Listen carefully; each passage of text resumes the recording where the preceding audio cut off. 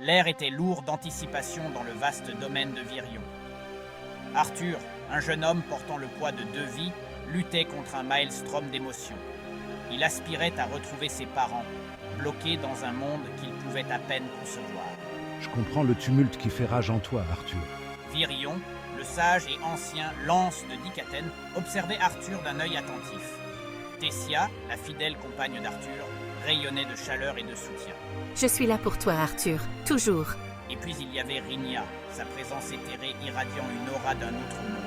Arthur, je suis sur le point de tenter quelque chose d'extraordinaire. Cela pourrait soit apaiser ta douleur, soit briser ton esprit. Le cœur d'Arthur martelait contre ses côtes. Il s'accrochait à l'espoir, une fragile braise vacillant face au désespoir. Rhynia, sa voix un murmure mélodieux, commença à tisser sa magie. L'air scintillait et étincelait, crépitant d'une énergie invisible. Un vortex de lumière tourbillonnant s'épanouit devant eux, sa lueur éthérée projetant des ombres dansantes à travers la clairière. Arthur retint son souffle, son regard fixé sur le vortex tourbillonnant. Reste concentré, Arthur. Les images vont venir. Des images, fugaces et indistinctes au début, commencèrent à se former dans le maelstrom tourbillonnant. Il vit une ville animée, ses gratte-ciels imposants s'élevant vers le ciel. Puis, les images devinrent plus nettes, se concentrant sur une modeste maison à 2 étages avec une pelouse soigneusement entretenue. Des souvenirs doux, amers et poignants affluèrent dans son esprit, le submergeant comme un raz-de-marée. Là, debout sur le porche, se trouvaient ses parents. Sa mère, le visage marqué par l'inquiétude, serrait un mouchoir dans sa main. Son père, le front soucieux, se tenait à côté d'elle, le bras protecteur autour de ses épaules. Pendant un instant fugace, le temps sembla s'arrêter. Arthur eut un nœud à la gorge, et un sanglot étouffé lui échappa. Il aspirait à se précipiter vers eux, à sentir leur étreinte réconfortante, à les assurer qu'il allait bien. Tiens bon, Arthur. Je maintiens la connexion. Le vortex vacilla et pulsa, un pont fragile entre 2 réalités radicalement différentes. Arthur, le cœur battant à tout rompre, savait que cette précieuse connexion était ténue, un fil qui pouvait se rompre à tout moment. Je peux les laisser t'entendre, mais je ne peux pas garantir combien de temps la connexion tiendra. Concentre-toi, Arthur. Mets tout ton cœur et ton âme dans tes paroles. Fais-leur sentir ton amour. Arthur hocha la tête, la gorge serrée par l'émotion. Il ferma les yeux, luttant pour garder son sang-froid. Prenant une profonde inspiration, il se concentra sur l'image de ses parents, leur visage marqué par l'inquiétude et le souci. Il mit tout son être dans ses paroles, voulant qu'elles atteignent l'autre côté du gouffre des mondes. Maman, papa, c'est moi, Arthur. Le vortex ondula, sa lumière éthérée pulsant au rythme des battements de cœur d'Arthur. Rhynia, le front plissé par la concentration, canalisa son pouvoir, amplifiant la voix d'Arthur, l'envoyant à travers la vaste étendue entre les mondes. La voix d'Arthur résonna dans le vide, un phare d'espoir dans les ténèbres. De l'autre côté du vortex tourbillonnant, dans une paisible maison de banlieue, un miracle se produisit.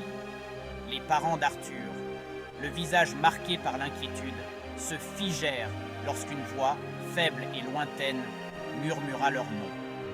C'était une voix qu'ils connaissaient mieux que la leur, une voix qui était absente de leur vie depuis une éternité, semblait-il. Arthur, haleta sa mère, les yeux écarquillés d'incrédulité. Sa main se porta à sa bouche, étouffant un sanglot.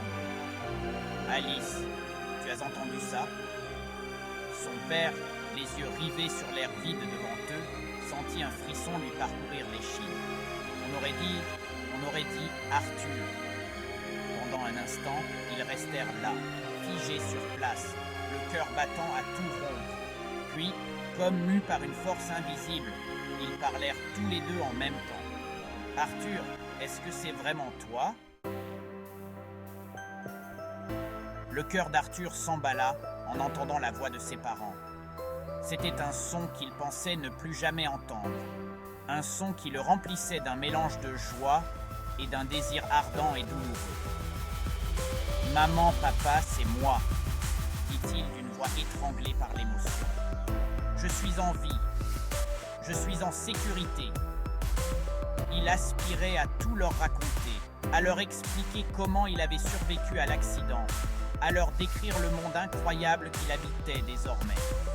Mais il savait que le temps était compté, que cette précieuse connexion pouvait être rompue à tout moment. « Je m'entraîne dur », poursuivit-il d'une voix ferme et résolue.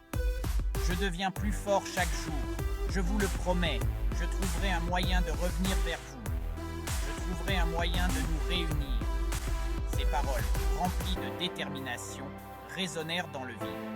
La résolution d'Arthur était inébranlable.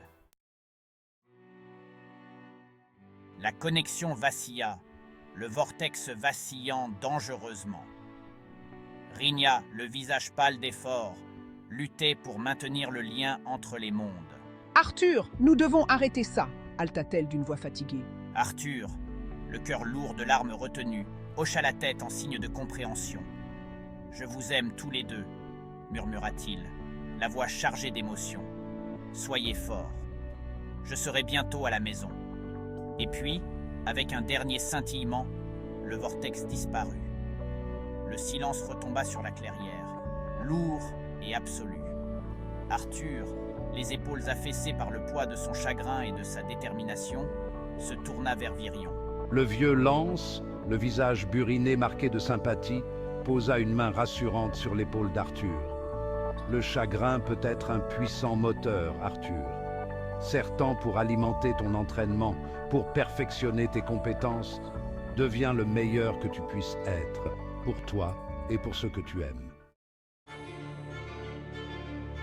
Arthur se jeta à corps perdu dans son entraînement, avec une férocité qui surprit même Virion. Il s'entraînait avec une intensité implacable, son épée en bois n'était qu'une flèche de mouvement. Il repoussait ses limites, son corps hurlant de protestation, animé par un désir brûlant de retrouver ses parents. Le potentiel du garçon est indéniable, mais son talent brut est souvent éclipsé par sa nature impulsive. Pour aider Arthur à maîtriser ses émotions et à perfectionner ses compétences, Virion conçut un programme d'entraînement exténuant. L'un de ces tests prit la forme d'un duel contre Feyrit, un elfe talentueux et l'un des élèves les plus prometteurs de Virion. Feyrit, avec ses réflexes fulgurants et sa maîtrise de la magie du vent, poussa Arthur dans ses derniers retranchements. Arthur, le visage couvert de sueur, refusa de céder. Il se battit avec le cœur d'un lion, puisant dans ses réserves de force et de détermination. Le duel fit rage, témoignant de l'habileté et de la ténacité des deux combattants. Arthur, meurtri et épuisé, refusa de reculer. Arthur parvint à désarmer Feyrit. Arthur se tenait au-dessus de son adversaire vaincu.